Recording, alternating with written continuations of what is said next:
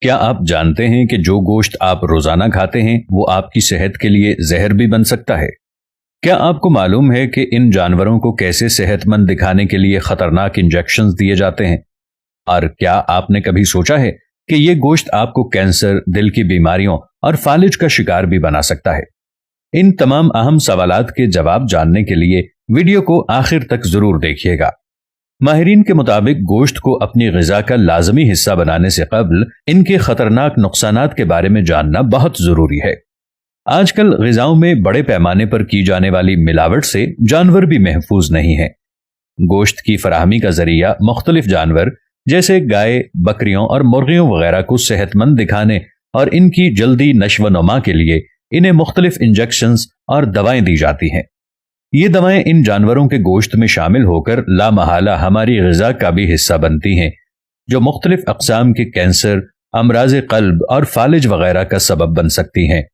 اسی طرح پولٹری کی صنعت میں انڈوں سے جلدی چوزے نکالنے کے لیے انہیں مصنوعی حرارت دے کر یا انکیوبیٹر کے ذریعے باہر نکالا جاتا ہے، جس سے وہ اپنے مقررہ وقت سے قبل نشو و نما پا کر انڈے سے باہر نکل آتے ہیں۔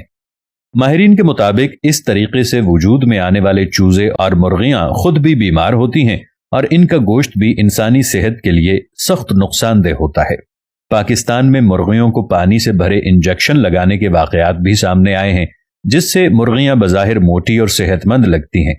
مرغی خریدتے ہوئے دھیان رکھیں، جب بھی آپ مرغی خریدنے جائیں تو خاص طور پر یہ دھیان رکھیں کہ بظاہر موٹی تازی نظر آنے والی مرغی اگر سست دکھائی دے رہی ہے یا کھڑے ہوتے ہوئے اس کے پنجے کمزوری کا باعث بنتے ہیں تو ایسی مرغی ہرگز مت خریدیے، کیونکہ یہ اس بات کی علامت ہے کہ اس مرغی کو دواؤں اور انجیکشن کے ذریعے مصنوعی طریقے سے موٹا کیا گیا ہے۔ ان خطرات کے علاوہ صاف ستھرا اور قدرتی گوشت بھی انسانی صحت کے لیے مضر ہے اگر بہت زیادہ استعمال کیا جائے۔ سرخ گوشت کا استعمال یعنی گائے اور بکرے کا بے بہا استعمال بے شمار بیماریوں کا باعث بن سکتا ہے، کینسر کا سبب بن سکتا ہے، وزن میں اضافہ کرتا ہے، دماغی امراض کا سبب بن سکتا ہے، دل کے مرض میں اضافہ کرتا ہے، فوڈ پوائزننگ کا سبب بن سکتا ہے۔ دوستو، آپ کبھی بھی کسی چکن والی شاپ پر جا کر دیکھیں، جو مرغی خود اپنے پیروں پر کھڑی نہیں ہو سکتی، ہم اس مرغی کو خود کھا کر طاقت محسوس کرنا چاہتے ہیں۔ ہم اس مرغی کو مہمانوں کو کھلا کر اپنی عزت افزائی کرنا چاہتے ہیں۔ تو جو چیز خود کھڑی نہیں ہو سکتی وہ آپ کے اندر کیا طاقت پیدا کرے گی؟